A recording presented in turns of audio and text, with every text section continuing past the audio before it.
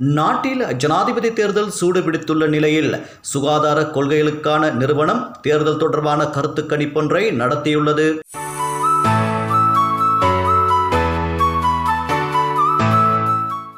அதில் ஜனாதிபதி ரணில் விக்ரமசிங்க மற்றும் ஐக்கிய மக்கள் சக்தியின் வேட்பாளர் அனுரகுமார திசாநாயக்க ஆகியோருக்கான சாதக நிலை அதிகரித்துள்ளதாக தெரிய வந்துள்ளது. இதற்கமைய ஜனாதிபதி ரணில் விக்ரமசிங்கவிற்கான சாதகமான நிலைமை 40 புள்ளிகள் அதிகரித்துள்ளதாக கருத்து கணிப்பில் தெரிவிக்கப்பட்டுள்ளது. ஆகையால் ஜூன் மாதத்தில் ரணில் விக்ரமசிங்கவிற்கான சாதகமான நிலைமை -24 காணப்பட்டமை குறிப்பிடத்தக்கது.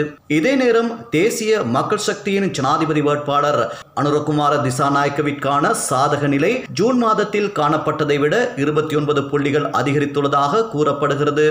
மேலும் சஜித் பிரேமதாசவிற்கான சாதக நிலையில் சிறிய மாற்றமே ஏற்பட்டுள்ளது என தெரிய வந்துள்ளது. ஜூன் மாதத்தில் -42 காணப்பட்ட சாதக நிலை ஜூலை மாதத்தில் -44 குறைந்துள்ளது. இலங்கையில் ஜனாதிபதி தேர்தல் அடுத்த மாதம் 21ஆம் தேதி நடைபெறவுள்ளமை குறிப்பிடத்தக்கது.